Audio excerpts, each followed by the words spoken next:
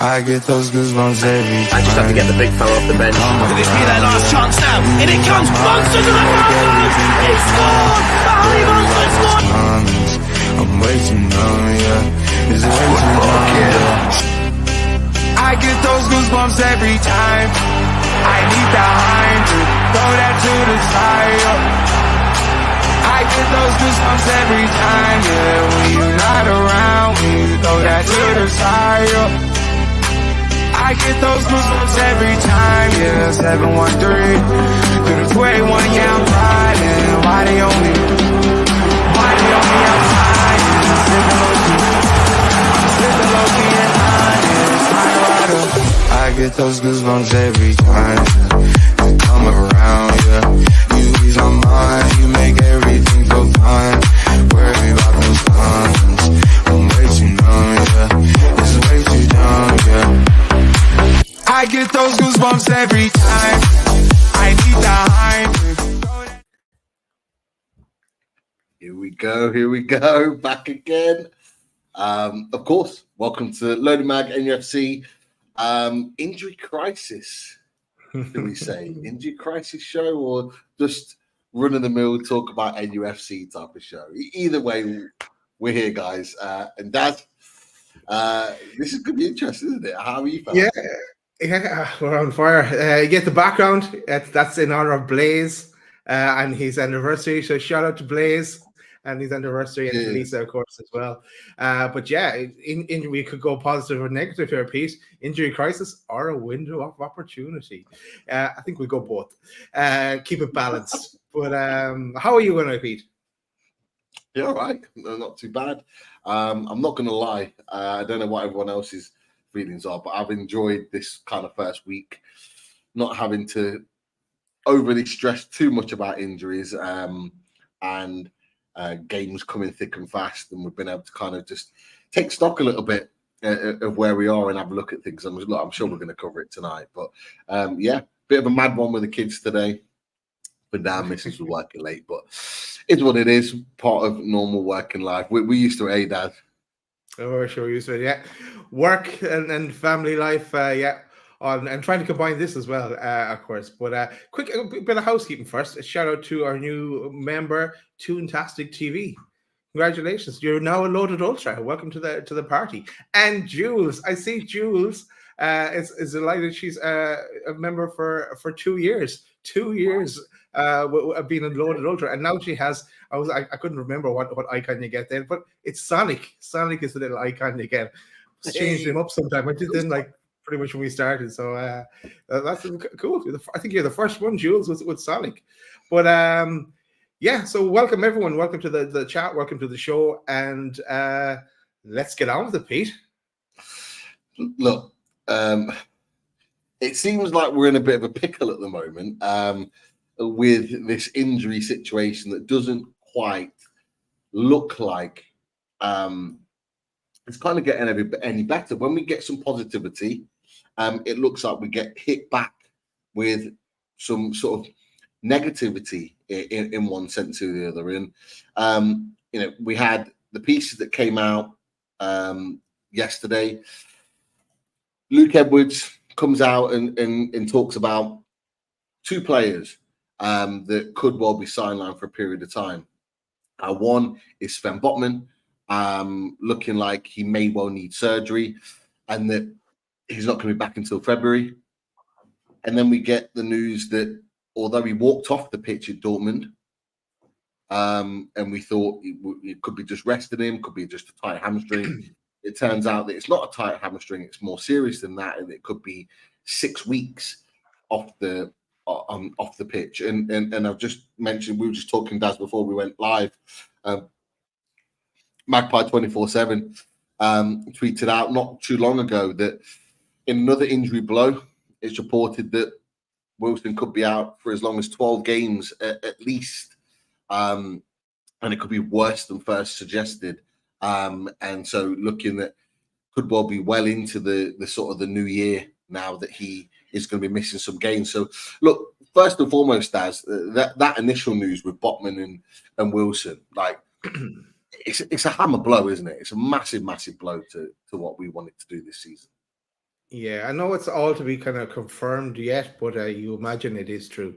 So let's go off that. Botman, I thought he's coming back. I thought like give it a maybe miss another game or two, but we'd have him back. But no, that's a massive blow to us, and because we've been papering over the cracks with Lascelles, and Lascelles is doing a great job for us. But you're thinking, okay, at least we're getting our number one defender back now, but not to be. And then Wilson, I think I'm not going to repeat it again, but it kind of touched on it in the reaction show for Bournemouth. For me, he has to be our third choice striker going forward. We need someone. Well, definitely into next year. We need someone. I think we need someone in January now, and we're going to get into that and potential targets and links as well, and wish list through the show. So we might start talking about injuries and stuff, but we're going to get on to the juicy stuff later on. Definitely. And look, just to give you guys a bit of a flavour, a bit of a visual, should we say, on how things are kind of looking at the moment. I sort of just put this together to give us an idea. So look, and I'm being generous here because, as Dad says, we don't know what the true situation is because it hasn't yet been confirmed. But these are of the whole squad that we put together, like not including some of the youth players, although it is the likes of Miley's in there. This is all ultimately what we have available, and this is guessing that both Isak and Barnes are likely to be fit and ready to go. This is what we've got. Now, if you look at this, you can see that we are lopsided in a number of areas. And I just wanted to touch on the fact that Lewis Hall actually isn't available in our next game against Chelsea because of loan conditions. So you actually take him out of the situation. We haven't got a recognised left back available at the club.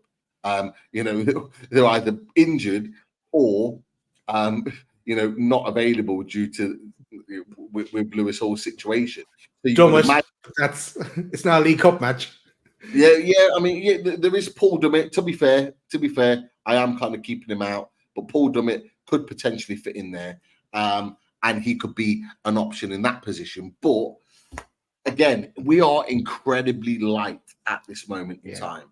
And you look at these positions, we don't know if Isak's back.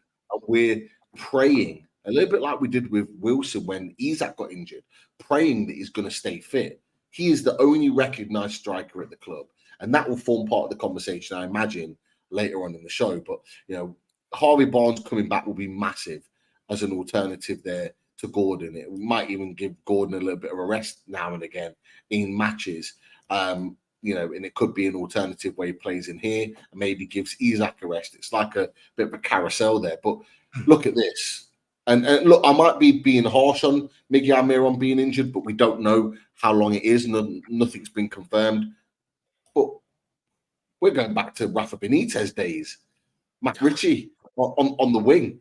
Our only recognised right winger, essentially. And he can play on the left. And it is a really, really difficult situation going into what are 3 massive games to come back to the international break. Chelsea at home, who are flying at the moment, PSG away, and then Man United at home, who somehow just keep managing to pick up points. But look, Dad, just looking at that screen, just what are your thoughts on that? People in the chat, put your thoughts on that squad. Have I missed anyone out?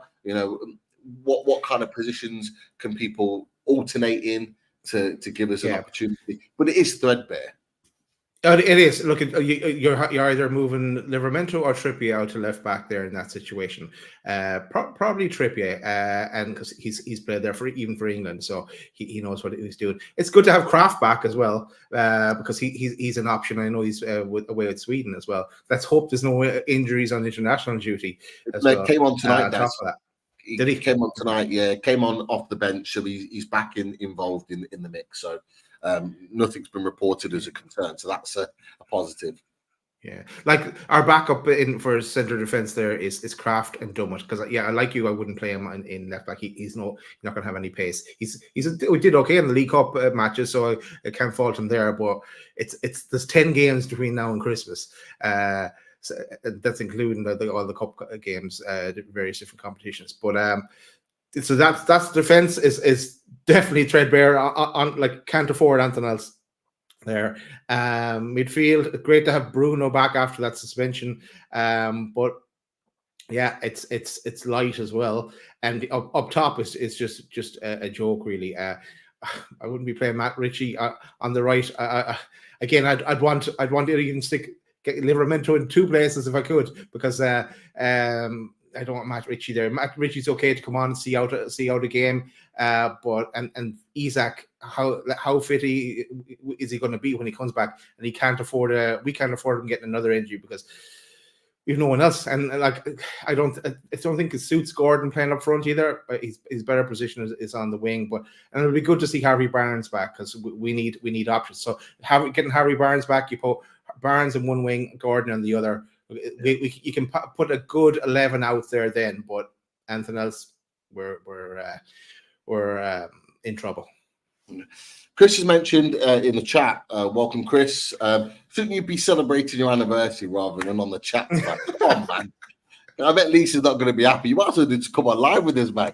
But no, hope you're well. Hope you're having a good day in celebrating. But he did mention about having Livramento on the right wing, which something I mentioned to you boys earlier on in the season that he can do, and he has played that role at times away at Old Trafford when we did our watch along guys. He played the last part of the game on the right. That could be an option. I mean, in game, yes, but starting him there, like that just shows the kind of desperation that we're in right now.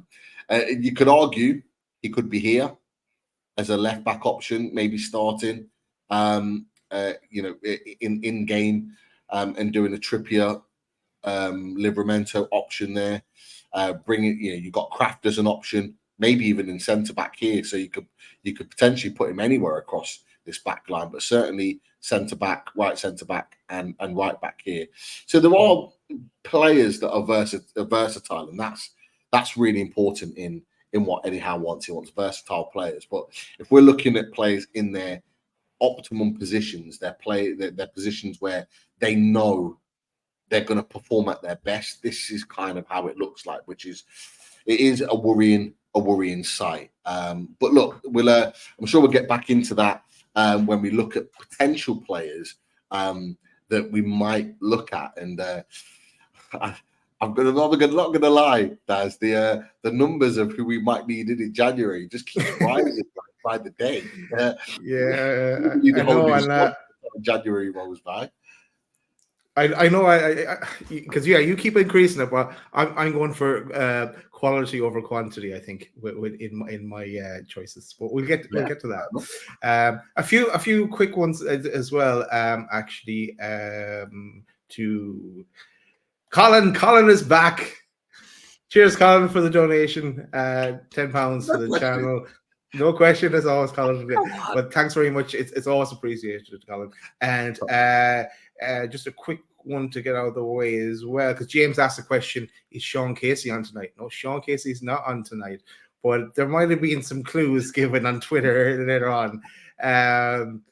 Maybe next week. We'll see. We're in negotiations at the moment. But we'll see about that one. So keep your eyes peeled for that. Good stuff. Don't say negotiations. People think we'll pay him. Come on. That's what he tells everyone anyway. Oh, okay. He's a wide girl. He does make me laugh. But yeah, keep an eye on all things related to that. But look, we're at that position where, as you mentioned, and Daz, I think you put some picks on here as well. Some of the players that we've got available from midfield and up front until January, and it's not looking good at all. When Matt Ritchie's in that picture, it doesn't fill me with it's not quite right, is it? It's not quite right. But nothing against him, but just it means that we're gonna do some business. We have to do business in January, and no matter what was planned before, literally that plan has been ripped up and chucked away, and we have to look at some options. So let's look at some options, because naturally, we're getting close to December now. The transfer rumor is starting to really kind of ramp up a little bit. Now, Daz, I don't know whether you want to talk about, from your perspective, what you think we need, and maybe talk about some of your options, players that you would maybe like to come into, and then we can delve from there, because we've got some links, and then we've got some opinions of who we might like to bring in January, and of course, people in the chat. If you've got any particular players that you've kept an eye on, feel free to throw them in the chat as well. We can go with mine first if you want. Mine is more like look. It's a letter to Santi. It's my one. I've been all wrote down. I was a little bit of think about it. Okay, right. Maybe we'll start with defenders. So because for me, I think, and I know you've probably gone to 3 or 4 players that we need in January. I'm saying we're not going to get 3 or 4 players in January. I think if we get 2, it would be. And 2 of quality. So my thoughts here, again, no information, just what I do, is that okay? We know we're not going to get relegated. We don't have that worry hanging over us anymore. So I'm saying spend some of next year's budget now in January, and then it'll balance out in FFP when the time comes. That's what I'm saying. So I'm saying do what we should have done in the summer, if and go get us that right-sided centre back. So I have 3 names here that I'm going to go to. First being, and I know one of these guys is on the list of being links, but I can't pronounce his name right. I've never ever actually said it before. It's Osman Diambi. No, this guy. That's in there. How would you pronounce his name, Pete? Usman Diamande. That's him. That's him. Yes, that. Sporting Lisbon, yeah. So he's 19 years old. He came from Danish club Midfield. Probably pronounced that wrong as well. But he's Ivory Coast international. He's just been recently called up for one of the African Cup of Nations qualifiers as well. He's right-footed, but he can play on either side of the defence. And he has a release clause of 80 million euro. So I'm saying Newcastle, go out and buy him, but don't pay the 80 million euro. I'm saying go out and do a deal with Sporting Lisbon for him. Now he is a favorite in Football Manager as well. That's just been released. But he's I was looking at him as well. In terms, he reminds me of Shard. His passing ability. He's passing ability, and he's very, very much like Shar, and that he's probably even better than Shar at the passing in the video that I saw. One, he can head the ball as well, and he's very composed. So he at 19 is exactly what we would need. That'll be my number 1 pick. I think I've relegated my second choice down to number 2 at the moment. I was going to say this guy. I thought your first choice might be who you're probably about to talk about next. Yes. Yeah, and I didn't even go back and look at them again. But the second choice, second option, and I'd say both of them would command around the same kind of price. But it's staying in Portugal, and it's Antonio Silva from Benfica. So 20 years old. Portuguese international, again right-footed, but can play on either side. But I remember when I was looking at him in the summer, his tackling ability was unreal. I just thought at that time he was exactly what we need. So I'd be delighted with either of them, but they're going to cost a pretty penny. You're talking, I'd say you'd have to spend close to 50 million to get them, and maybe even a bit more. But that's getting around. I wouldn't pay the release clause, that 80 million euro I was talking about. Wouldn't pay that, but again, you buy them, you integrate them, and you're going to have to throw them to the team as well, partly, but you're set for the future then with them, like alongside Botman, and you have Shar there as well, of course, who hasn't put a foot wrong maybe in the last game, but who will still be in there, but they're in the mix then. So I'd go for either of them. Another option as a third option, I put back one of our favorites, and John Clare Thibault. Yeah, sorry. The fella in red, not the fella in the navy there. So yeah. Yeah, I take both. Yeah, why not? Actually, I saw some article linked us to Mbappe in the last couple of days as well. I was there. Where are they going with that one? But that'd be my third option, I think, on centre back. So you know what? I'm going to hand over to you, Pete, now on centre backs. Let you go next because my next move is going for a striker. So I'm saying we need to buy a centre back and a striker. So I'm gonna pause there on my wish list and hand over to you, give you a chance to have your say. Well, to be fair, I have to say that those two centre backs are everything you would want in a signing. They're young. They're already Premier League ready, in my opinion, to go. Antonio Silva's not had the best season. He's not had the season that he had last season, but the potential and the promise is still there. So everything you said, it's still there in a player that you would pay that sort of money for. And look, just like we did with Livramento and Lewis Hall, we've brought those players and paid more than probably what they're worth right now, but we know what we're getting in the future, 3-4 years down the line. And so they are talented. If you, like Foxy said, dear Monday, that there's no chance of getting him in January, maybe not. But with the situation as it is, and we only have to go back to January last year. This year, in fact, last year in terms of the Premier League season. And we watched in the documentary that, ideally they didn't want to go for Anthony Gordon right now, like in that January window. But they saw an opportunity and they took it and they paid the money to get him in. And it was a lot of money in January. It's the only deal that they did. So who's to say that we're not going to go and do the same again with the injury crisis that we've got right now? So I'll just kind of leave that there, is that, yeah, more than likely we're not going to, but who's to say that needs must, we need to improve. We've got play, bottoming out till January. Wilson, we don't know when he's going to be back, that we don't then invest in that sort of player. It's just that little question mark to kind of leave open, but that's what we're going to say. Sorry. Yeah, no, I was just going to say that. Look, I think Sporting Lisbon, they're all together is about 12, 13 million package that's put together for brought from that Danish club. So they'd automatically treble their money with something what we'd or more of what we'd offer there. And why not? To me, I have a friend or two that I used to work with who are Sporting Lisbon fans, and they are a selling club. That's what they do. Like Benfica as such, they bring through one or two players every season, and they sell them on, and that's how the model that they've always gone through.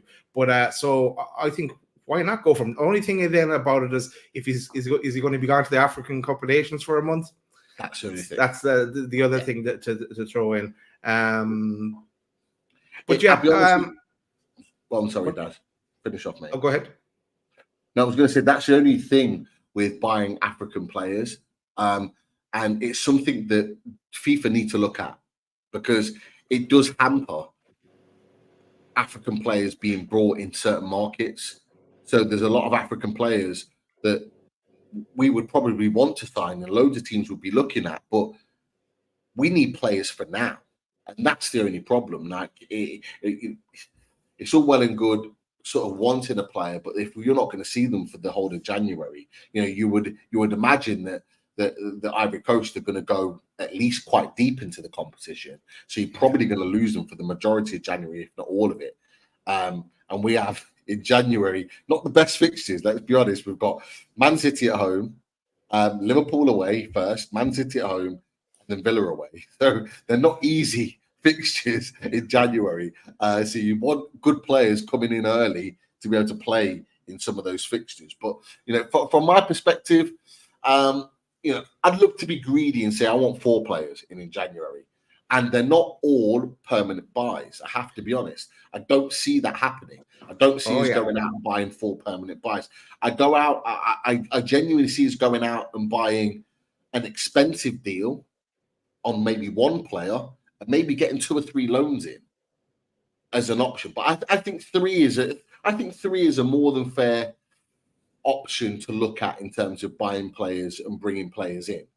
So maybe signing one and bringing two in on loan, I think is quite a fair expectation considering the injury crisis at the moment. So I'll kind of stick with three.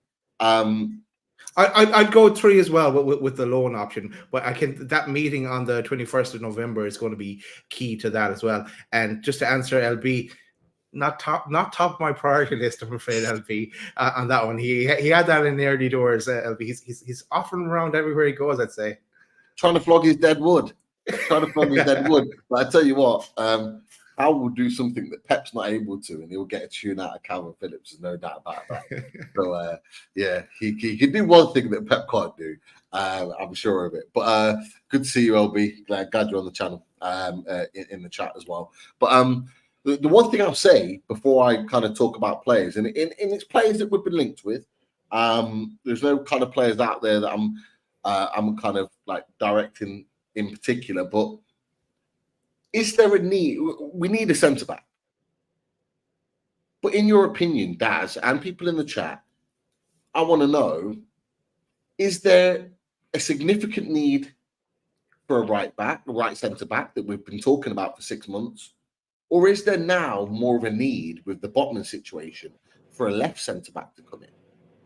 What are your thoughts about that? Well, where is the priority here going into this window in terms of a centre back option? Because Botman's injuries, and potentially if it is confirmed and he's out until the likes of February and he needs surgery, you know, what do you think?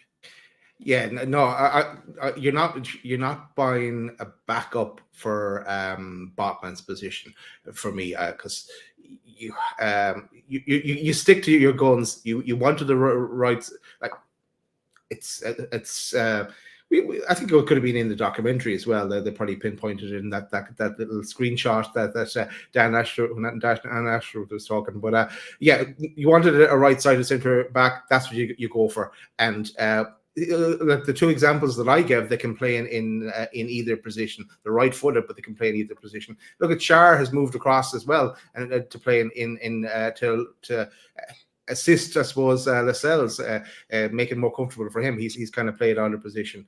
But so yeah, I wouldn't be going for someone on the left. I'd go for someone on the right. Long term, think long term for when you're going to be. Well, what I'm saying is spending massive money on a centre back. That's what I do. Yeah, and William Smith just said centre back that plays both sides. Similar to what you've said. Rich Doblin's just made a point in the chat as well. Byrne is Botman's backup, but he was awful when he played left centre back, and that's why I'm asking the question. It's because yes, Byrne's out for a period of time, probably until the new year, but actually when he has come in for Botman, he hasn't played well there. You go back to Liverpool at St James's Park. You go back to Brighton at the Amex. Not good performances, either of them, and that's a genuine worry, is that, you know, we're expecting Botman to play all these games, and he's not really injury prone. He doesn't pick up loads of injuries, Sven Botman, but this seems to be a significant one for him. And we can't afford to lose someone as good as him for a period of time without not having a replacement. So, look, there are a couple of options here. An interesting one. Chris ought to be happy about this. With his blue family and mates around him. Interesting one here. Jared Braithwaite has been linked with Newcastle United. Centre back, left-footed, young. You know, he played against us a couple of years ago, not after Eddie Howe took over, and he didn't have the best of games, but he went away. I believe it was PSV. He went on loan to last season, and he was good. He was very good. And he's come back a better player. And it's a really, really interesting one because it's Everton, and you think Everton, you know, although they're doing all right at the moment, ultimately you think they're shit, they're not good, they're not a good team, they're not really going to do anything.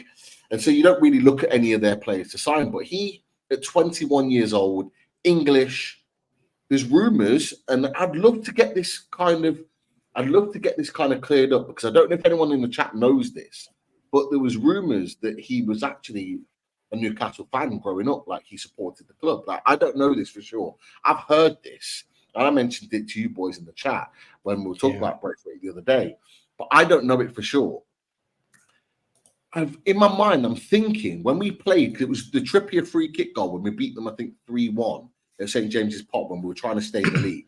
I think he played that game, and I'm pretty sure that someone on BT Sport, now TNT Sport, mentioned that he was a Newcastle fan. I don't know this for sure. Now, that plays a part in things. That could be something that could maybe entice the player, a little bit like Lewis Hall, entice the player to the club.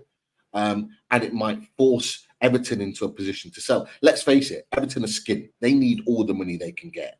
And although Braithwaite's contract doesn't run out until, I believe, 2027, and Everton fans are saying, oh, they want 60, 70 million from him. Nah, they're not going to get that sort of money for him. You know, at most, and Chris said it on our chat, at most, probably about the same money that we got for Anthony Gordon, about 45 million. And I think, yeah, that's a fair point. That's a fair assessment from Chris. I think I wouldn't pay that much. I probably think we'd get him a little bit less. But he's a player for me that I think we could potentially pick up. That could be a player in the future to be a first team starter. Could play right centre back, left footed, can play left centre back. Good, big, strong, physical. Under Eddie Howe, could get better. 21 years old. Future ahead of him. It just seems like a decent signing off the back of that. So that's one option. Get my quota in. I think his buyout plus is 80 million, isn't it? Yeah. But that's one option there. Jarrod Braithwaite at Everton.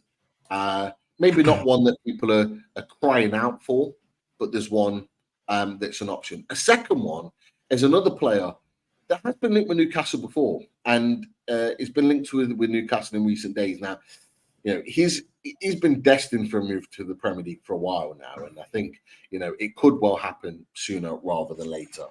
And it's Jonathan Tah at Leverkusen. Can play right or left centre back. He's played in either position before at Leverkusen, potentially, mostly plays on the right hand side. Not the fastest, but he's not slower than what we've already got at the club.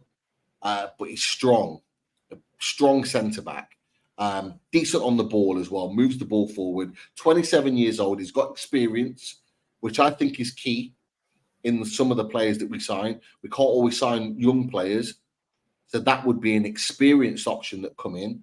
It certainly wouldn't be the sort of prices that Diamande and Antonio Silva would be demanding, but it's a player that comes in and could make it. Well, I say could, it would make the squad of centre backs better if we got him in. Like I say, German international, played a lot of football for them. There's an option of getting him on a decent deal. Now, obviously, he's been linked, and I was in Magpie 27 and said it's not the first time he's been linked with the club. And as well as that, you know, you got Transfer News Live that have mentioned it as well. They've said around 20 million. That wouldn't be a bad deal. Now, of course, the source there is questionable. Yeah, that's what I'm laughing at. So, let's quickly revert back to this one. But yeah, it could be the same source that mentioned Mbappe. Probably. Probably. We can't fully trust that source. Let's be clear. But to be fair, a number of different outlets have been mentioning Jonathan Tah, so it's not coming from one area. I don't know what you think about that, Daz. Jonathan Tah is maybe an option. We have heard about him for a while now. This is going back a few years when he was what, 21, 22. Yeah, look, I don't know an awful lot about him, Pete, to tell you the truth. And I just when you describe him there, German international, 27.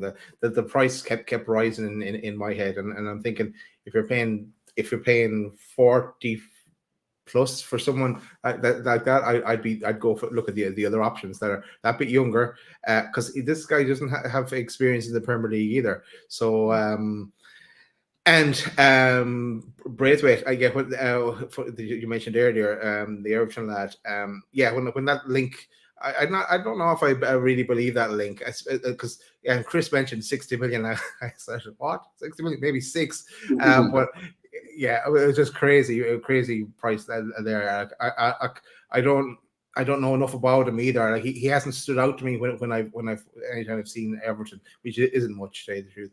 But so yeah, I wouldn't be paying again. Like, if you're talking, if you had mentioned the price that Gordon went to 45, no way am I paying that way for a price for someone of that's coming from Everton as a defender.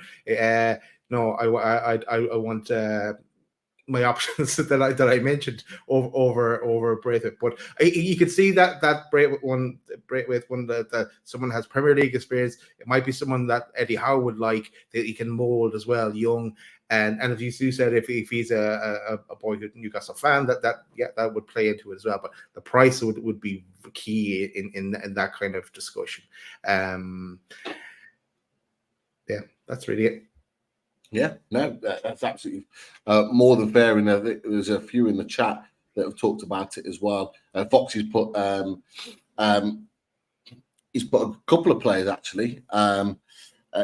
Hincapi, Tapsoba ahead of Tar. Yeah, you would, but equally those players will cost a lot more. And this is it. You're looking at players that wouldn't cost a huge amount of money, but could make a massive difference to the squad and the team. Certainly in the here and now. He's not the worst player in the world. He's not awful. He's a good player. He hasn't hit quite the heights that people expected when he was 21, 22, but he's had a good career, and he's playing well. He's played 10 games this season. He's scored 3 goals, so he's playing a lot of football at Leverkusen. Leverkusen are having a good season, playing well. So why not take him at a point in which he's doing well right now, and let's try and maximize that. It's an option, but look, Braithwaite and Jonathan Tah are just 2 options that could well not be overly expensive. Braithwaite may be a little bit more, but could come in and certainly steady a ship to guide us in the right direction, whilst our mainstay, in particular Botman, is out. They sold Diaby, obviously, and then might sold 1 or 2 more. So I don't think they're if they're flying high in the German league as well, that they're not going to need to sell. They can wait till the summer, see out the season. So because I know 1 or 2 more players in different positions are being talked about in Newcastle circle as well. So I don't know. But options for sure, Pete. Definitely. Any other options centre back related? Just trying to look through. There was one more. Another link there. Thiago Dijalo at Lille was linked with us last January with a potential move. Portugal international. I think he's still relatively young, but his contract's out at the end of the season. That could play a part. Potentially. Actually, I have another one for you as well. Go for it. In a second. Lloyd Kelly, who at Bournemouth, because his contract is running out as well, and he's played with Eddie Howe. So if as a stopgap option, and also a good squad player, who Eddie Howe will get the best out of again, he wouldn't be a bad option to bring in. And if they could do some kind of a deal with Bournemouth there, I know Bournemouth will want to hold on to him to stay up, but if he's determined to leave, they may want to get something for him. So maybe cut price deal there might work out. It's something to. I know he's someone that was linked with in the past as well. So. Definitely. Ginger Hoskins said Pete, he's Botman's old partner and better than Botman. I don't know if he's better than Botman. Good player. I don't know if he's better than Botman. In my eyes, Botman is Font. Is it Font from Southampton? Font was the centre back. To be fair, they were the partnership that won Lille the Liga title. But he had played alongside him I think in the build up to him leaving. But Thiago Dijalo played a decent amount of football last season. I think he broke into the Portugal squad, the international team. I don't know how many caps he's got. But like you said, with Lloyd Kelly, with Diallo, contracts are out in the summer. Could you get them on a cheap deal? Could you get them on a player? I saw that earlier. Yeah, I was glad. Chris has been playing Football Manager for sure. But no, it's but no, he's an option. He is an option. Like I think there's a high chance that both Lloyd Kelly and Thiago Dijalo both move on in the January window, because for the ability of those two players and Ginger Hoskins, like I get what you're saying. Like, he is a talented player. There's no doubt about it. He's a talented player. I personally think the bottom is better. You don't. But as you said, having those two together would be perfect. So let's get him in on a cheap deal. But the Lloyd Kelly and Thiago Dijalo deals could well be cheap deals, but with huge potential. Because I believe Lloyd Kelly's, I think he's 24? I think he might be 23, 24. Great age. Yeah, well, I've done that for a while. Yeah. This Christmas. We'll be doing plenty in the next couple of months. Yeah. Oh, yeah. Weeks. Yeah. And then on top of that, you got Thiago Dijalo, who's 23, like Portugal international. Like, you've got two good players there that you can mold, that are young, that have got the best years ahead of them, and you could probably get them on a cheap deal. So, look, anyway, we've talked about centre back. They're just a few options. There's probably another 10 that we could have talked about, and we will in the weeks to come. So don't worry about that. But where do you want to go next? Even next week. Right. Well, since I haven't really targeted. I have targeted a midfielder, but it was in the loan market. But I'm going to go to strikers. Right, go to strikers. So I'm saying to buy. I think we should buy that a centre back, and I think we should buy a striker. And I'm laughing as I say this one, because this one isn't going to happen, but I'm going to say it anyway. Yeah, because I said this is my wish list to Santi. I've two down here, and two different types of strikers as well. First one up, Benjamin Sissoko. So I know he's only just gone to Red Bull Leipzig. He's 20 years old. He's tall. He's 6'4", and he scores goals. What more do you need? He is going to be unbelievable in the years to come. I think he will cost a pretty penny. You're talking at least 60 million. I think you're talking around that kind of 60 million kind of figure, maybe, to bring him in. So, but that's why I'm saying go big, spend some of the summer transfer money, and bring in a centre back and a striker, and they're going to be mainstays in the team. I know he will alternate with Isak, or Isak could play out to the left, or whatever the case may be, to get both of them in the team. Or let's say one of them starts, we would go goal down, bring on the two of them, then go gung ho to go back. So that's my first option, right? I think it's a bit unrealistic, to be honest. And then in January, and he's after moving ball. So I had to mention him. Then my second option is the guy I mentioned there the other day, GP, and who I bought myself in Football Manager, and it's this guy. It's Marcus Leonardo. So Santos, that's where he's at the moment. Brazilian underage international. He's 20. He's an excellent strike rate. He's someone different though, because he's only 5'9", so he's a different type of a player. Right-footed, can play striker as kind of second striker, but he looks to be one of those guys that those South American wonder kids that we get linked to, and then nothing ever happens, or someone at Chelsea swoop in and get him, or something like that. But I think the time has to be coming soon that we may make a move in that market. We've Steve Nixon looking around there the whole time as well. I think it's only a matter of time before we bring some of them in. So that's who I would consider. And also that in this situation, he's going to be a cheaper alternative to. He's not going to be cheap, but he's going to be a cheaper alternative to Sissoko. And he's going to be like probably half the price. And you imagine it would take him more time to develop. He's not playing in Europe already, so he to adapt, and he would be behind Isak.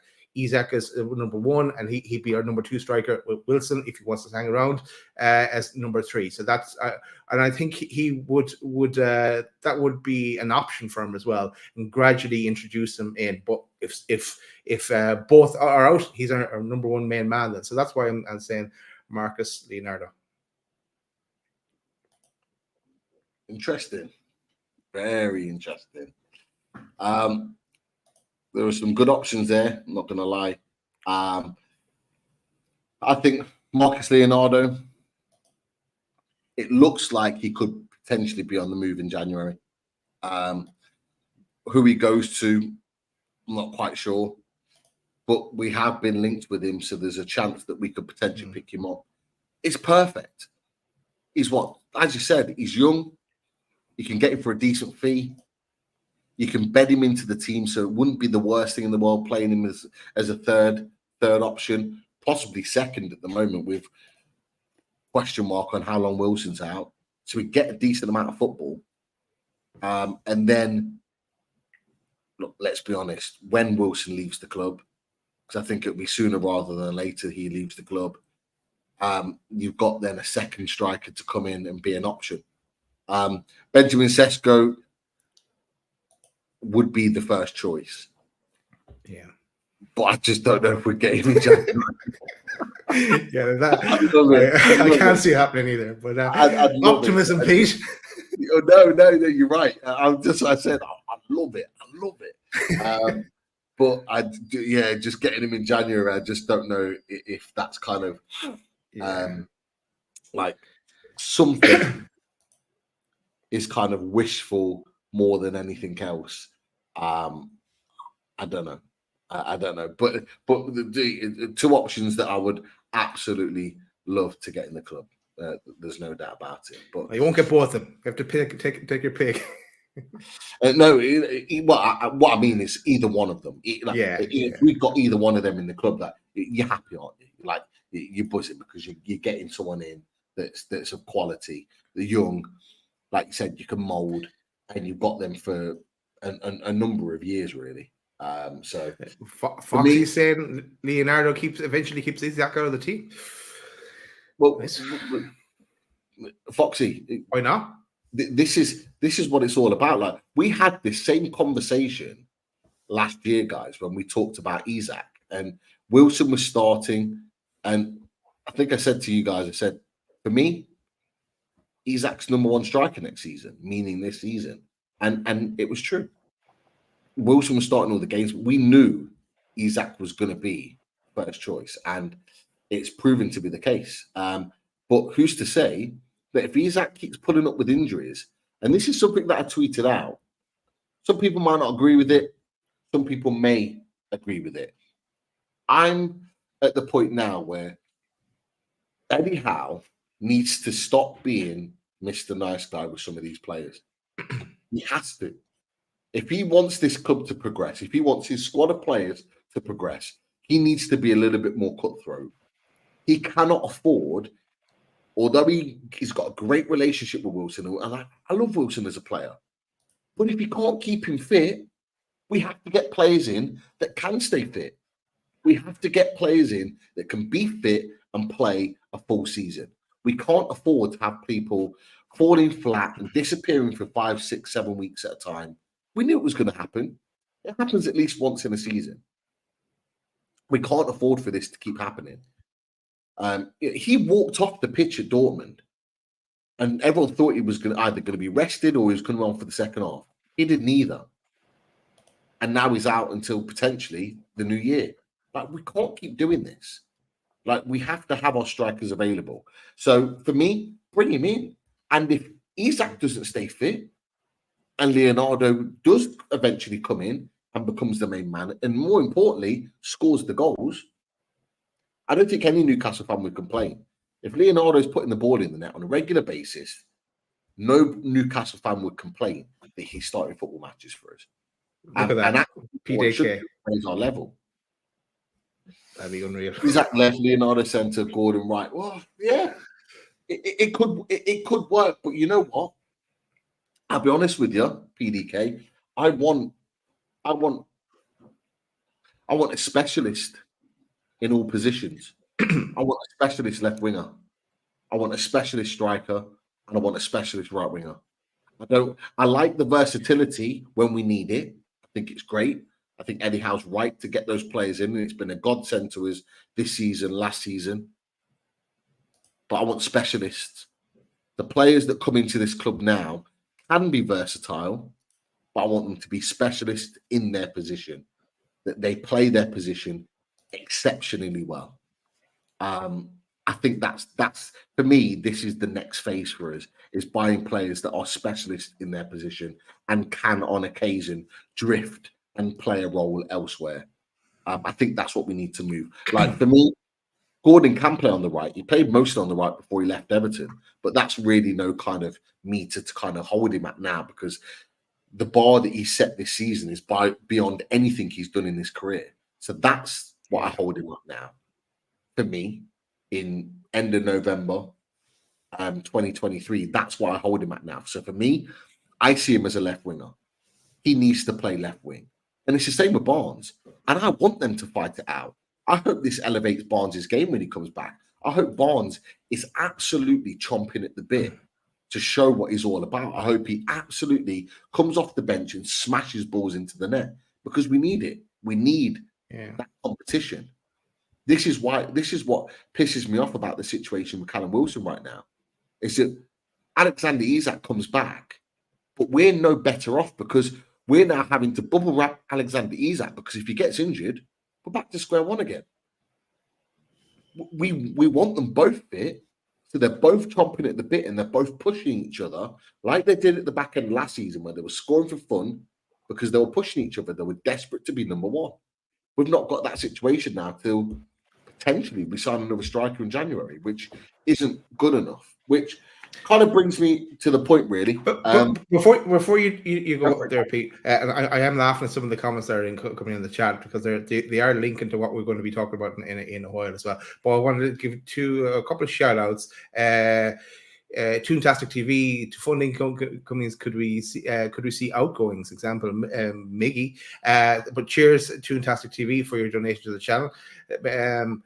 Maybe we'll revert back to that. I'll leave that. Maybe we'll come back on outgoings towards the end. And also Tyson give a donation of $5 as well. Thanks, Tyson. Thanks for the donation.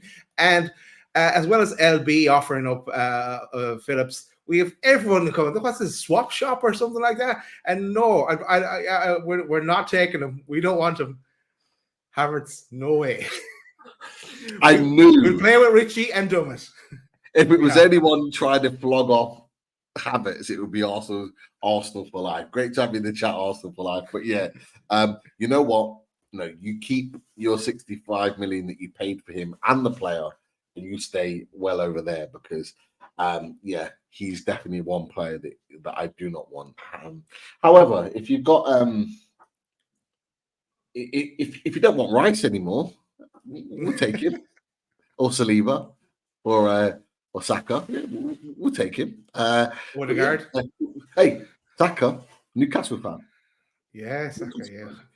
Yeah. Just remember that, Arsenal fans. Saka is one of his. He loves the black and white.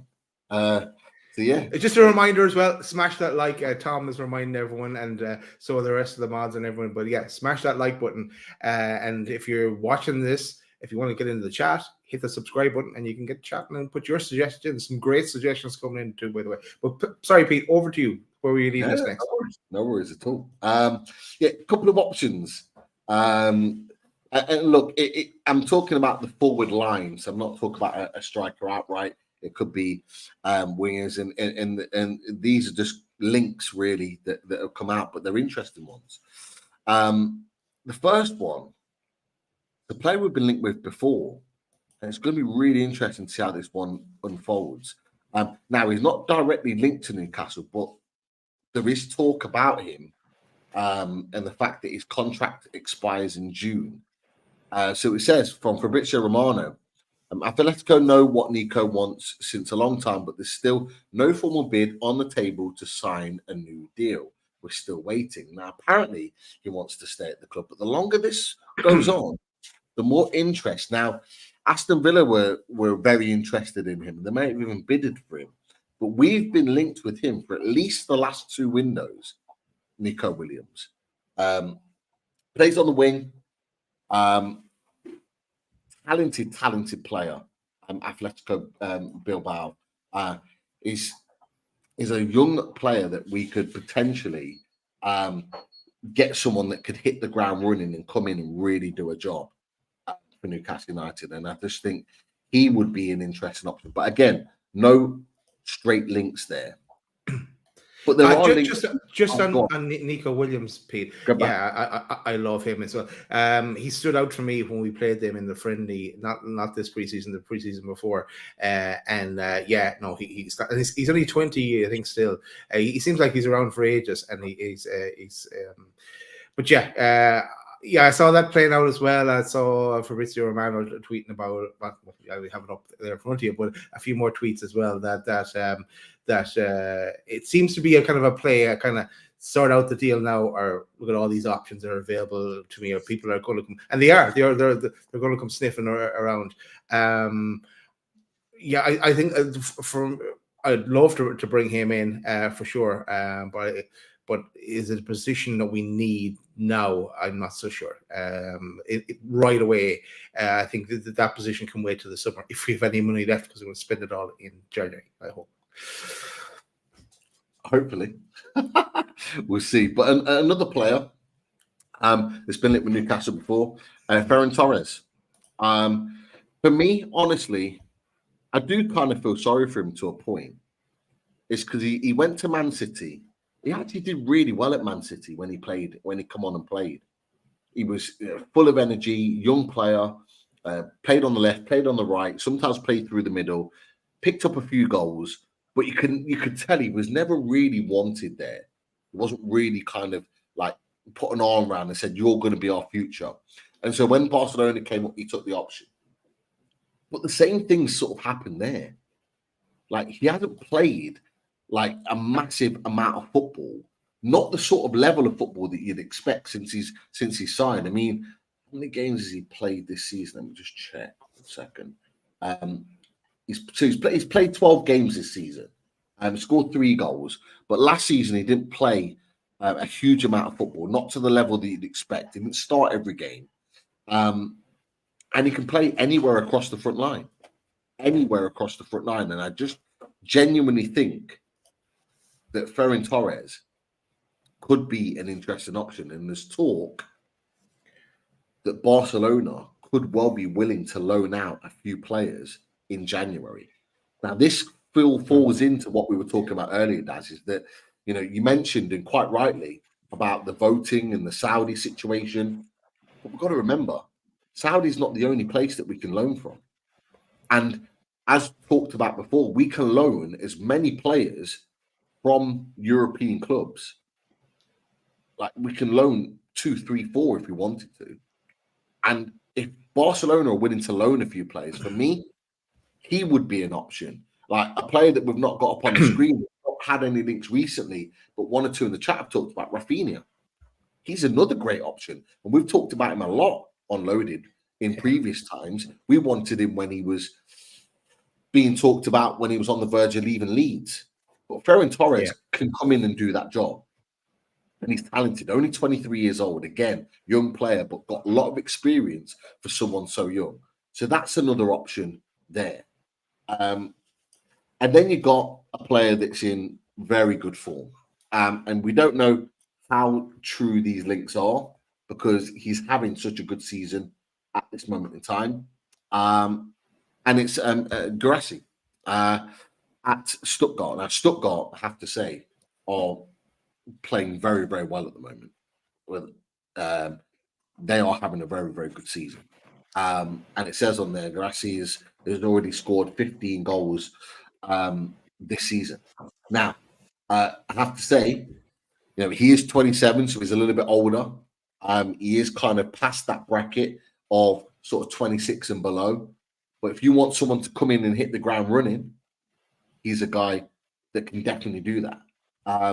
And how much he would go for, anybody's guess.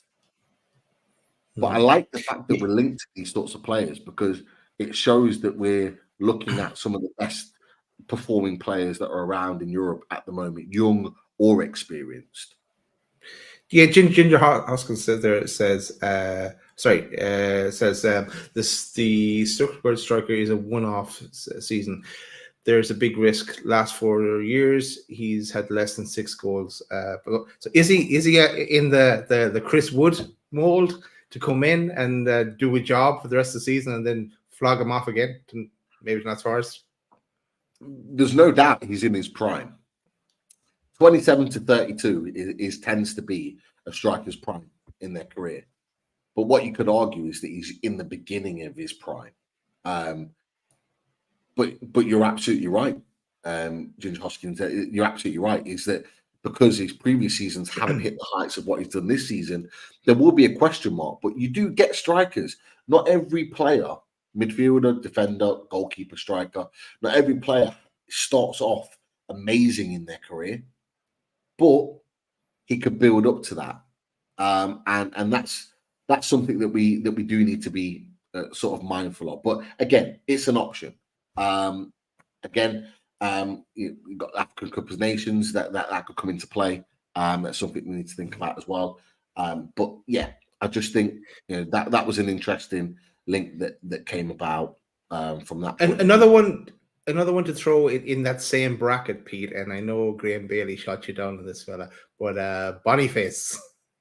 He might be in the same mold. It's only this season he's having a one-off, but you're still. I know you're thinking of him as the Nigerian lad who's an alternative to Osimhen, who someone else mentioned in the chat as well. But are you still a fan of Boniface? We're looking at the big guns, aren't we? In this show, Osimhen being mentioned. I'm surprised KK's not been mentioned. Not yet. It's not January yet. Yeah, that's true. But honestly, I think Boniface will be a player that will go in the summer. Again, you mentioned it with Sporting. Leverkusen are a selling club too. No matter how well they do eventually sell their best players. You saw it with Moussa Diaby. You saw it with a couple of other players that have been and gone very quickly. Leon Bailey did the same. I do expect Boniface to go. Yes, it's his first season hitting the heights, but I just think he's quality. I think he's absolutely quality, and I think Victor Boniface is primed, ready, and so well suited for the Premier League that he could be an absolute top player. I really do. But again, I just don't think we're going to pluck him out in January. And I said that when I talked about it before. So for me, that would be more of a summer signing, which is kind of why I've not mentioned him, and I've not kind of just focused on a striker. There's a couple of others that people have mentioned in the chat that I want to talk about as well, because I think they're really interesting. Now, if we're looking for a left or right winger, a player that can play both positions, more so on the right than the left, and it's this man, Brandt from he was at Leverkusen. He's now at Borussia Dortmund, but Brandt was absolutely fantastic against us. He was superb, and I have to say, I don't know how much it would cost, because again, I think he's 27, 28. He's another player that might cost a pretty penny. But he absolutely destroyed us in the Champions League. And I looked at him and I thought, you are a player technically gifted, not the slowest at all, can manipulate the ball, set pieces, in play. He's got that creative spark that we would need in our team. Play right, left, good alternative for either. I just thought he would be a really, really good option. So I was really pleased that Tom brought him up, and a few others actually brought Brandt up as well. But I'm going to get all your thoughts on this one, because this one's kind of. Can I jump in here, Pete? Can I Yeah, jump go in for for it. 1 second? I'll see your brand and I'll raise you. Look, we went all out and we got the fire, the flame for Blaze on his anniversary, but we should really mention his favorite, and it's this man Ryan Cherky. Yes, would you take him? I know you would. Leon, 20, attacker midfielder, French under 21 international, 5'10", in the kind of Ben Arfa mold. But for me, it wouldn't be someone we would desperately need in January, considering our other needs. But I definitely would love to see him rock up at Newcastle. But is he an Eddie Howe style player? That's the other question. But Ryan Cherky. There's no doubt he's a talented player. I've actually been a little bit disappointed with him this season. Look, Leon not playing well. They're not having a good season at all. But neither is he. Like he's not had a great season. I actually think he should have gone in the summer. I've got a feeling that the links and the drumming up of interest, because it wasn't just us. I think Chelsea were interested in him as well, and a couple of other teams. I'm not sure if the links and the speculation has maybe got to him. He's only 20, still really young. I actually think he stayed there a season too long at Lyon. I think he was probably ready for the move this summer, particularly after how good of a Euros he had with some of the football he played. France, yeah, they didn't win it, but he was sensational at times in that under 21s tournament. And like Gordon came back to us and had the season he's had so far, where he's been exceptional for us at times. I think Cherky having a great Euros and then moving to a new club, I think he could have maybe set the world alight. So he has done a great season. I think there's still a load of quality in there that you can get out of him. And actually, with him not having a great season, is this the time to pluck him now, whilst he's not hitting the heights, and you could maybe get him cheaper? I don't know what people think. I don't know what you think about that, Daz, but it's an interesting one in there. But I'm loving the comments and the reflection of people with regard to some of these conversations, because it's great. It's like everybody has been dying for the transfer window to open and us talking about football transfers again. And we haven't even kind of labeled this a fully loaded transfer show, but it's definitely turned into one. But I have to change the label. What's that? Rihanna's but Ryan Cherky sounds like a meat snack. Yeah, you can go along with that, definitely. Fox has made a great point. Wait for Leon to get relegated first and get him on the cheap. To be fair, they're playing that bad at the moment. That could genuinely be an option. In a few months' time, we could be talking about that they're on their way out, and he wants a cheap deal, a cheap move elsewhere, and we get him on a cheap deal. Who knows? Interesting. But yeah, I just thought, I think that's an interesting one that you brought to the table. But there's one more. And look, I just saw this earlier, and I thought, you know what? Let's ask Daz and let's ask the people in the chat what they think about this. He's been told he can get a loan move in January. He's rumored to be happy or considering moving back to the Premier League. What would your thoughts be on someone like Timo Werner coming in on a loan, to the end of the season, in either as a frontline striker, right or left, off the wing, as an alternative option for the rest of the season? Interesting, because it's not the first time we've talked about him. We did talk about it before. We talked about it before. People in the chat, but Daz, what are your thoughts about Timo Werner? Yeah. Things didn't go well for him, obviously, at Chelsea that time. I just thought I would like to see him get another shot in the Premier League. I think it's just for his confidence alone. But and bringing him in on loan, test him out. But I don't know. I was wondering why people were putting his name in the chat. All right, because they knew he'd gone back. He's been told he can go. He's been told he can get a loan move, and he's not playing a lot of football at the moment. Obviously, like Benjamin Sesko are Yeah. there, playing a lot of football. So he's been told he can get a loan move, and the links are, and various sources have said this from various different outlets, that he is keen and interested on a move back to the Premier League. Now, a lot of Chelsea fans have been talking about, would you take him back in January? Would you Come have on. him? I was about to say If I'm Timo Werner, would you want to go back to Chelsea no. after that spell? No. And they literally. I was just going to say that at least Chelsea wouldn't go in for him, and Gazump was in that one. But no, come on, he's not going to go back to Chelsea. No There way. you go. But so it's an interesting one, and it's one thing that we've talked about. I think there was a couple of questions actually, and there might be still in the questions. We can talk about it later. So I'll leave what I was going to say until then. But it is an option, and people have got their opinions. Yeah, let's put an interesting opinion on there for Timo Werner. Is he staying, keeping Wilson now instead of her? I haven't got that far in the chat. I'm about 10 minutes behind. Is that related to Timo Werner?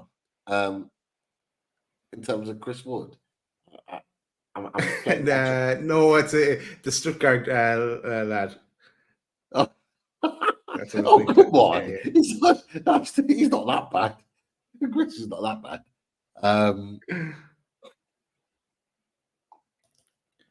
Oh, who's that? 27. Oh, it's Yeah. 10 minutes behind the chat, so yeah. No, that's okay. Look, someone just put Ivan Toney in there. I'm going to say this now with confidence. He's not coming to Newcastle United. Not in January, not in the summer. If anybody's watched his interview that he did a while back, where he talked about the gambling situation, all the rest of it, it was absolutely clear. If there's a chance to go to Arsenal, he wants Arsenal. That for me, it was absolutely clear that that's the case. There was no way for me that Ivan Toney comes to play for Newcastle. He wants to be, whoever he goes to next, he is going to go to them knowing that he's the main man. He's not going to come to Newcastle knowing that he's got Alexander Isak to fight with, and there's going to be a rotation. Ivan Toney at 27 years old is not going to do that. He's going to go to a team, an Arsenal or a Chelsea, where he says, if you are going to sign me, you're going to play me every week, and I'm going to be the main man, and I'll show you that at this big club that I'm going to, that I can play. And that's the reality. And I genuinely think that's why he's not going to come to Newcastle. But yeah, that's just my opinion on that. An interesting one actually, and I'm obviously at the bottom of the chat here. What would people's thoughts be about Tammy Abraham coming in to Newcastle? Now, Roma. It's not really one that we've talked about because he's obviously been at Roma with Jose Mourinho.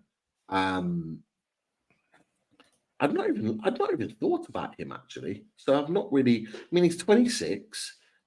How many games has he played this season?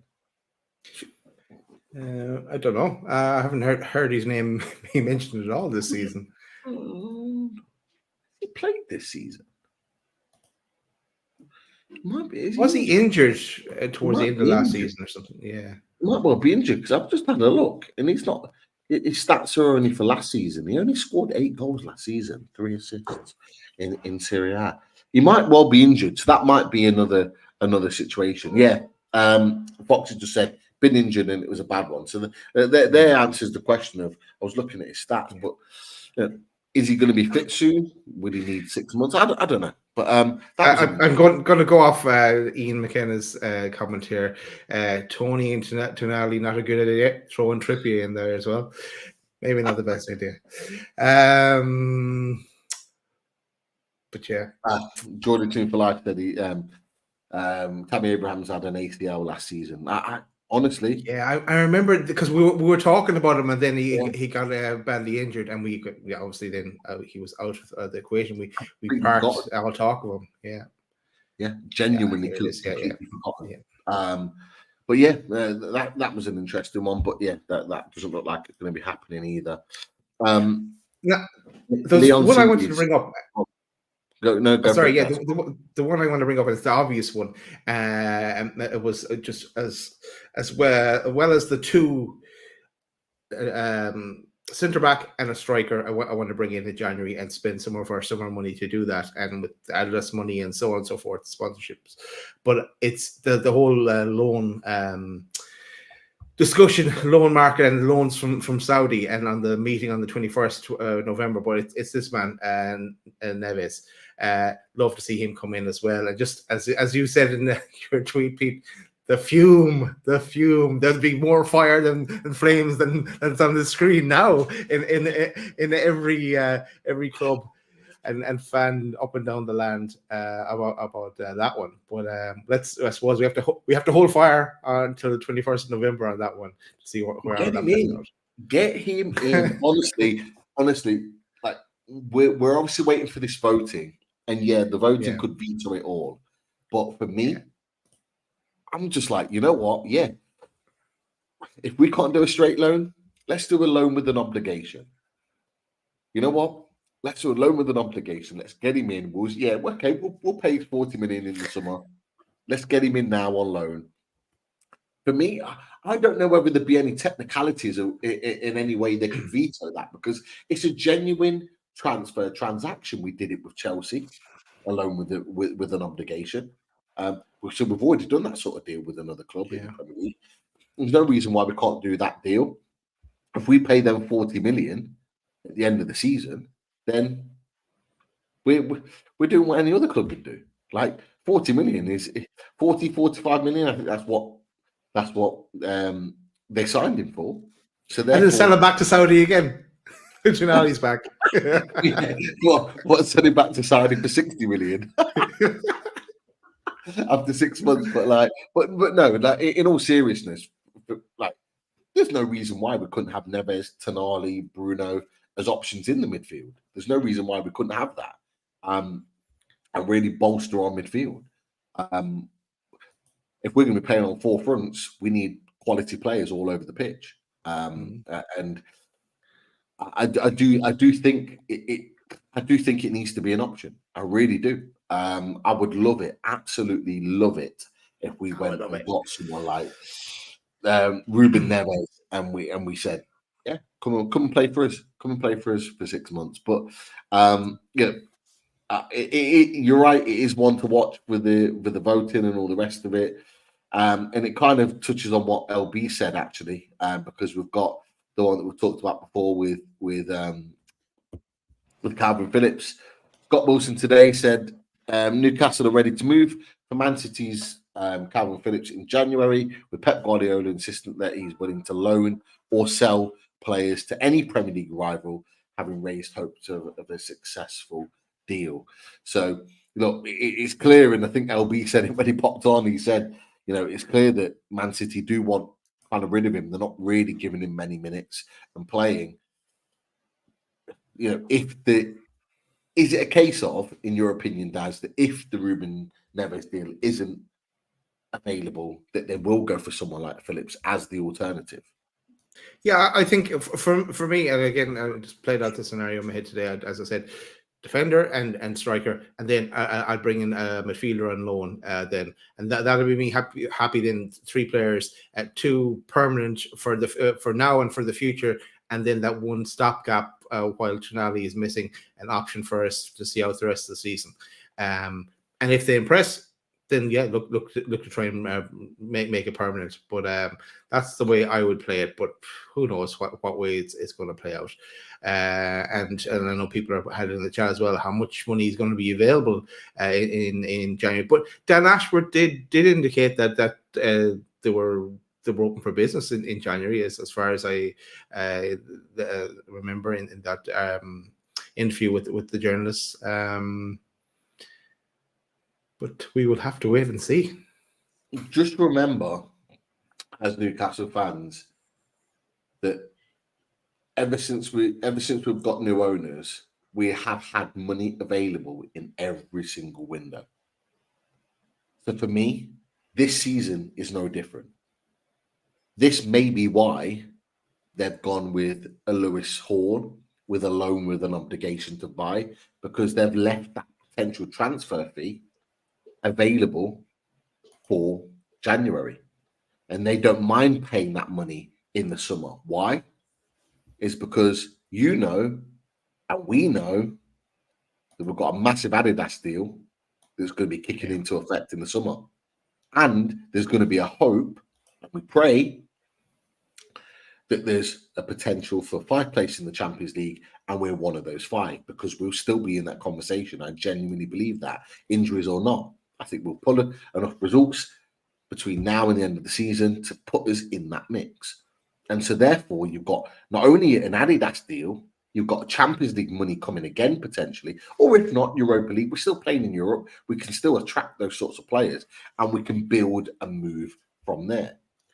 So don't be too much of FFP. They're saying that not for us. They're saying that for the media and for the other clubs to be aware that FFP is an issue. That for one, we to the Premier League are taking FFP seriously, but 2, we're telling them that we need to be careful. So we can't just go and splash the cash on all these players. We're doing it strategically. But just like last January, there was talk, oh, not too much money, blah, blah, blah, blah, blah. 45 million on Anthony Gordon. Paid. Got him in. Didn't have much money left, not too much money, back. 32 million on Tino Livramento. Bang. A loan with an obligation to buy on Lewis Hall. 2 players that we didn't expect to sign because we were told in the summer we didn't have the money, but yet we signed those 2 players. I'm fully expecting at least 1 permanent signing in January, potentially with then a couple of loans that we can access from around Europe, because hopefully we're playing some form of European football, whether it's Champions League or Europa League. And so that would attract players to us because they're still able to play in a European competition. And yes, we will definitely be in the mix for Mbappe. There is a link there, but Tom, I'll find it and dig it out here, but it's not happening. Don't worry about that. I was going to say something else as well. Yeah, this one from Alan Thompson. Yeah, back to the vote on the 21st of November. Pete and Daz, I don't think the vote will pass. There are too many clubs with affiliated clubs, lads. I really don't. I'd be amazed if it passed, and I really will believe every Premier League clubs are against us. Oh yeah, sorry. If he does, he believes every Premier League club is against us. Yeah, I counted that up as well. I thought I saw someone tweeting that, and it was about 8 or 9 clubs that have some kind of affiliation there. So they would kind of be voting against their own setup then, in that sense. Some of them may do it out of spite just because it's against us, but you'd wonder. Yeah, they need 14 to pass. We won't know. I think there's more. I think altogether in the Premier League, I think there's about 11 with affiliated clubs, and so therefore, I'm not saying that all 11 are going to vote against this. I'm not saying that at all, because there will be some that won't see it as too important with regard to their structure in comparison to what you're saying, Daz. Some others that will see it as important. Like, you know for a fact Man City will vote against this. You know for a fact that somebody like Sheffield United, who have got Saudi links, will vote against this. Like, you would expect they would support what we're probably going to do, or not probably, what we will do is vote against it. But then you've got teams like Chelsea. Chelsea do a lot of loans. Yeah. They've got a lot of affiliated clubs. I think their affiliated clubs are bigger than ours. Not ours, but bigger than Man City's. And they have more of, what I was going to say is, they have more of a vested interest than we do, than our case. Our case is probably lesser in comparison to theirs.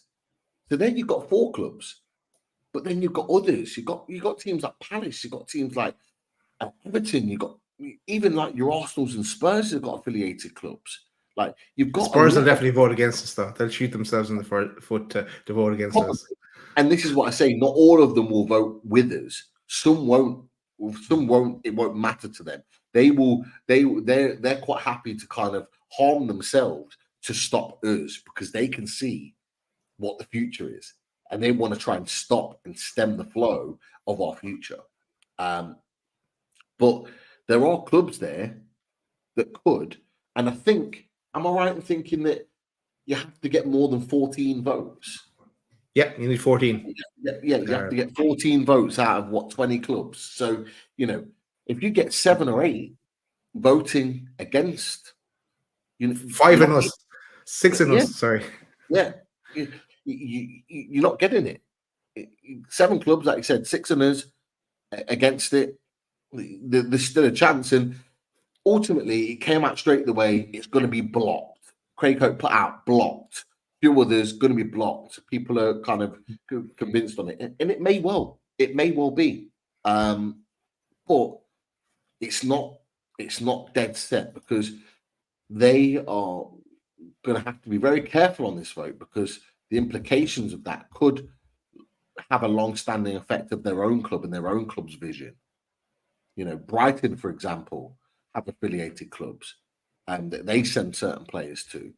I think they've got one in Belgium. I think they've got one in Belgium. I think there's 1 or 2 teams in the Premier League. Who's this? Sorry, Brighton. I think it is. I think they've got Brighton have someone in Belgium. Yeah.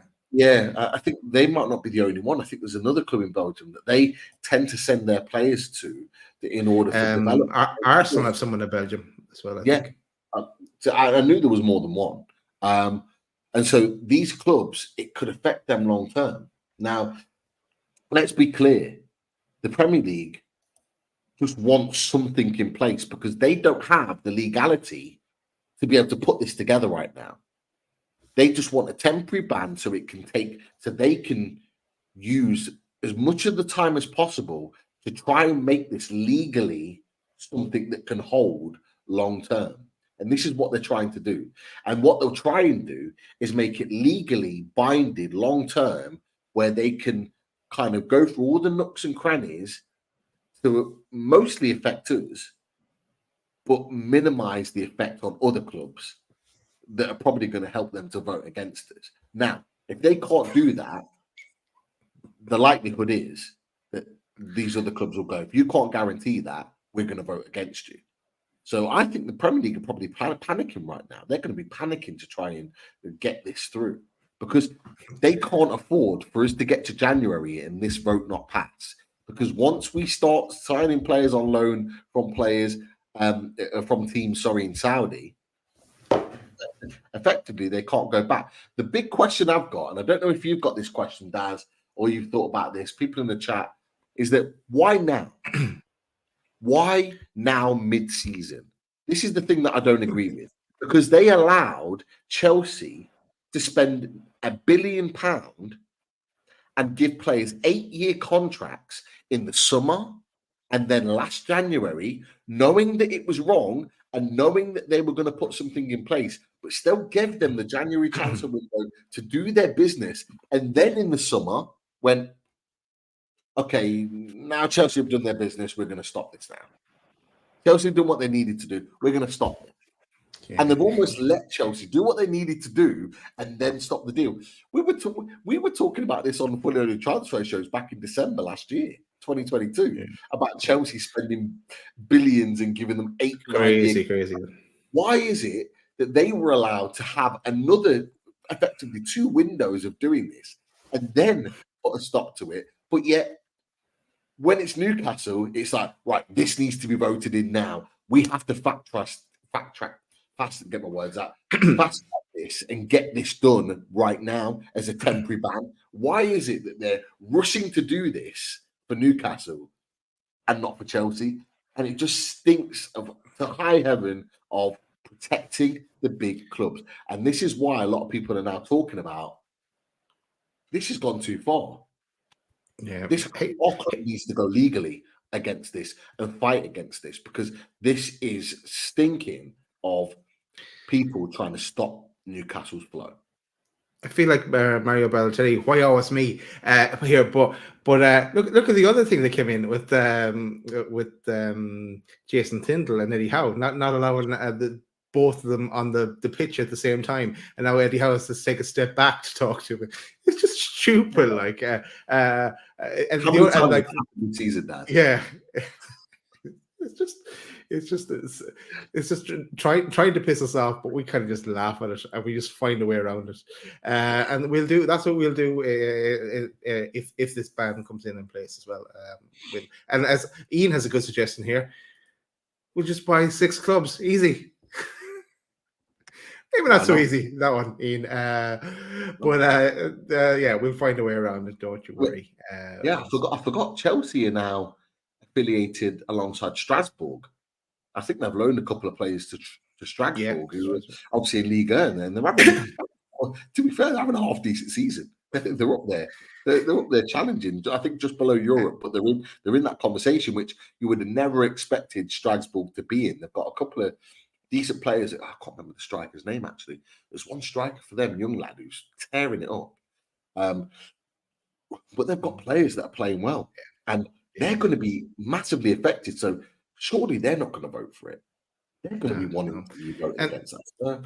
I don't know. Dynamics detailing says as well, Man City, what about their 115 charges? No talk about that now, but they want to. But no, we quickly need to ban loans ASAP.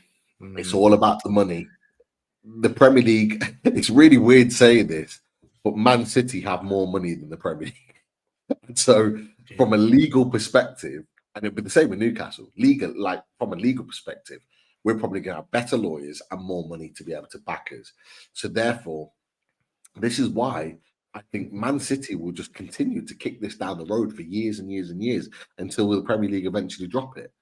And by then, Man City will probably be the most successful club in the Premier League because they'll have won crazy amounts of titles or continue to, unless we're about and we're the ones to dethrone them. But this is the thing. Like, I don't see great info from Foxy there on some of the teams that are affiliated with feeder clubs and so on and so forth. There you go. I knew Forest were affiliated with someone, but I didn't know it was Olympiacos. Again, a highly ranked team in Greece. Bournemouth Lorient, didn't realise that either. Sparta Prague were West Ham, I think, because of their owner. It makes sense. Paris and Uzberg, I didn't realise that either. And obviously we knew about Man City. But again, so what? How many teams got there? You got 1, 2, 3, 4, 5, 6, including City. There's 6 there. The big guns then on top of that. Yeah, you're not even throwing in Chelsea on top of that. So again, great points by Foxy. You're absolutely right, Daz. And that, for me, doesn't mean that it's clear cut in terms of this voting, because so many teams there have things to lose. Olympiacos, I think it makes sense because of their Greek owner. I think they've got a Greek owner, haven't they, Forest, that have been spending a load of money. And is he going to want to affect that relationship with Olympiacos? Probably not. Man City aren't going to affect that relationship. Ginger says there as well. Look at with Taribo, that the Radcliffe, isn't he owns Nice as well, so he's going to own Nice and part of Man United. So there you go, another one to add to the list. Like that, Man United, because that's been a lot of talk in the Man United circles. Speaking to Saeed and a few others. That Tadibo deal looks like, and I'd be absolutely gutted with that. It looks like that could potentially happen, but if they're voting against, or if they're voting for this to be in a temporary ban, surely that screws over their own potential deal with getting Tadibo in. So surely it'll be very interesting that day on the 21st, because we're either going to be going right, cross that off, the whole Saudi option, or list out all the players we have in Saudi. Who do we want? Who do we want to bring in? And we get around it with.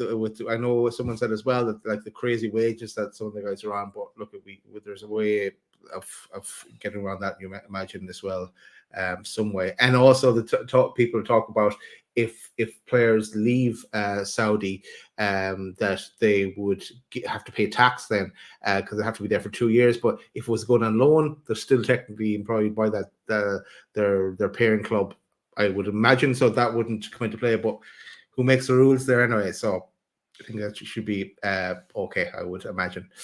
But yeah, Pete, maybe we'll take one or two questions and we'll round it out for the night, because we just keep going all night otherwise talking about this.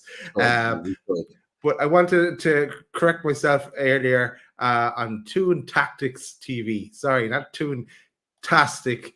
As I mentioned earlier, Tastic is from the singer Shaggy, of course. But yeah, thanks again Toon Tactics TV for the other £2 donation to the channel. Answer Ian, does Daz use Brill Cream? Yes, I have Brill Cream, but I'm not wearing it now. I've H2O, like H2O bathroom design wear. So yes, the link in there. But yes, question for you, Pete, from Chink. Carlo says, what does Pete think about? I know you talked about this guy before, actually. Yeah, Matthias as a partner. Well, it'll be a monstrous Dutch partnership, that's for sure. Both relatively young. I think Matthias de Ligt now is 24, 25. I think he's only about a year or two older than Botman, but still got loads of years left in him. He has been playing a little bit for Bayern this season, a little bit more for Bayern this season. I believe. I need to double check that. So I don't think there's any links of him moving. But in the summer, we talked about him because he didn't play a lot of football last season, and we thought maybe it might be an option for us to kind of take advantage of. I'm just gonna have a look now. So he's played 7 games, scored 1 goal. So he's still not played a huge amount of games, like not the full capacity. I think Upamecano has come in and been doing really well, but I would love that. It'd be interesting to see how much it cost. I think if we went in with a sort of 55 million pound deal, it'd be interesting to see if they would consider that and sort of take the money, particularly with how much they spent on Kane. They're going to want to recoup some money somewhere, and they've got a good pool of centre backs. But yeah, interesting thing. And they've come out and said as well. This is Bayern Munich we're talking about. They've come out and said that they are also open for business in the January window. So they are looking to move again. I've read that, seen that, heard that somewhere. So, yep, interesting to see what Bayern Munich do. No, sorry, Mark.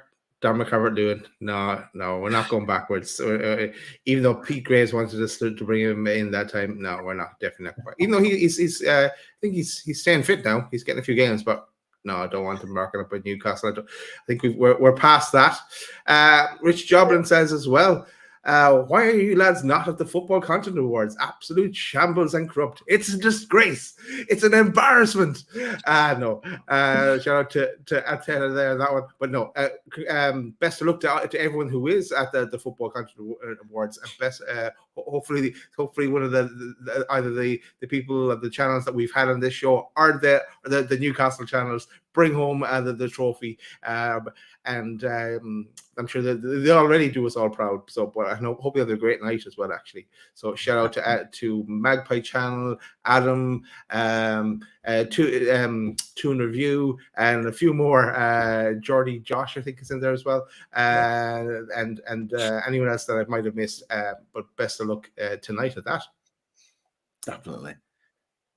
Shall we answer Chris's question? Yeah, why I think not? we did. We did. Question for you boys: if Barnes is fit, given how well Gordon has played at left wing, do you push Gordon right wing and play Barnes left wing? Not ideal, but better than Richie starting. Yeah, agree. It's better than Richie starting. Yeah, that's what I do, Chris. Yeah. I would. I don't see Barnes starting against Chelsea just because he's been out for a long-term injury. I think they're going to want to ease him in. I wouldn't be surprised if we saw Gordon on the right and Joe Willock on the left, or Joe Linton on the left, because we've got a half-decent pool of midfielders So you could potentially play Bruno Guimaraes. It's back from his ban. Fingers crossed. Everything crossed. Sean Longstaff. There's rumours that he obviously got the ball kicked at his ankle and he managed to hobble on and play the rest of the game. But there's rumours that he is picked up a little something, which I'm not surprised about. And I said to you boys, like, it looked like a tweak of the ankle, maybe the ligaments. But when that happens, it happened to me so many times that you can get through the game on adrenaline, but then the real pain starts to kick in sort of after the game next day. But they've got the technology and the physios and stuff to manage that. I do think that if we can have Longstaff on the right, Bruno in the middle, and either Joe Linton or Joe Willock in the midfield, and then one of those who's not in the midfield goes right or left, then you can bring Barnes on for the last 15, 20 minutes to kind of go at a team. Whether he's fit for Chelsea, I don't know, Barnes. Maybe we're looking at Man United as a potential better option. But I think that's maybe what they'll look at. And then Richie is sounds horrible to say, but as a last resort, because let's face it, he is, without being too disrespectful. One last question, so, and it's something I was going to bring up here as well. To answer, would I eat there is a question. Is the Menta loan deal a season-long deal? I heard that he can be recalled after in January, but I don't know for sure. And if he can, that's one option. Again, give us another option on the right. Or do you, if things are going well for him in final, do you let him get, like, depending on how many injuries we have in that position in January, I'd weigh it up then and make the decision. I've heard that he can come back on that from his loan. Me too. I think he can come back, but I don't think I would. And the reason being is that, I think his development is best served where he is. I think his development, he's more, let's face it, when all our players are fit, like, he doesn't get in the team. He might even struggle to get in the squad.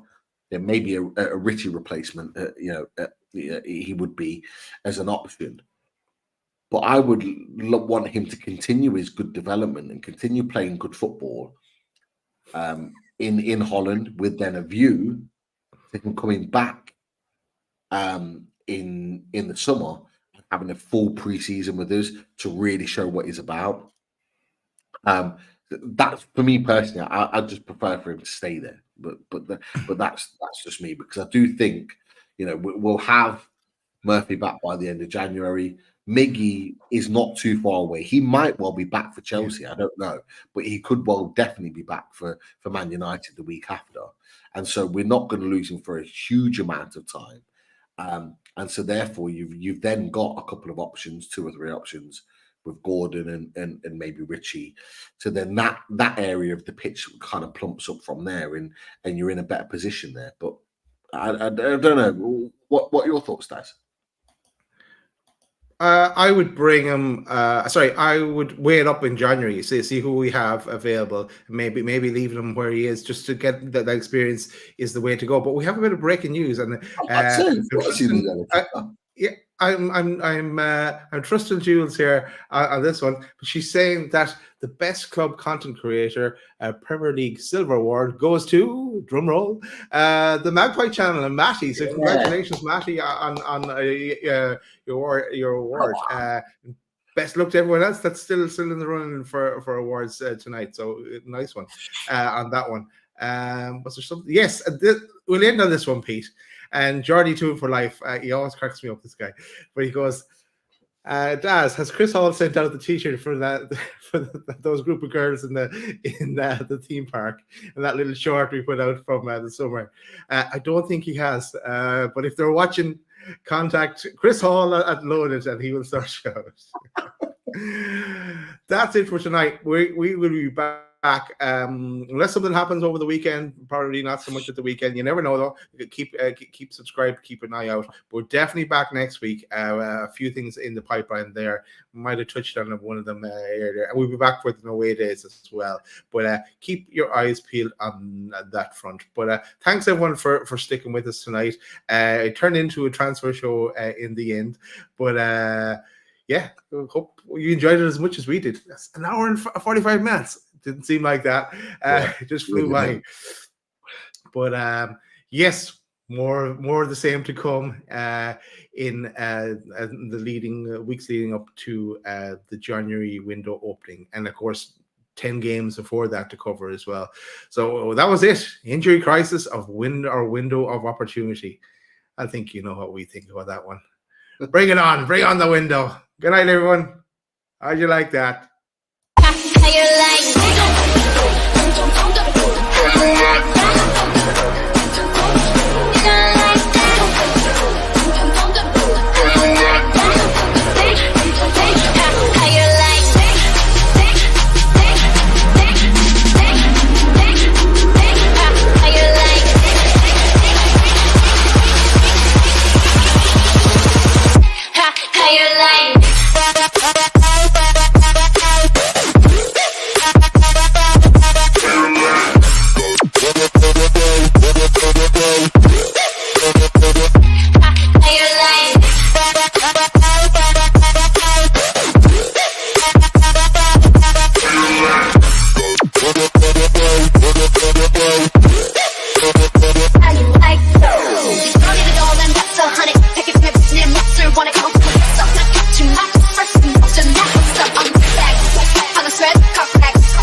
drink it like weed and tell me if you like that, like that.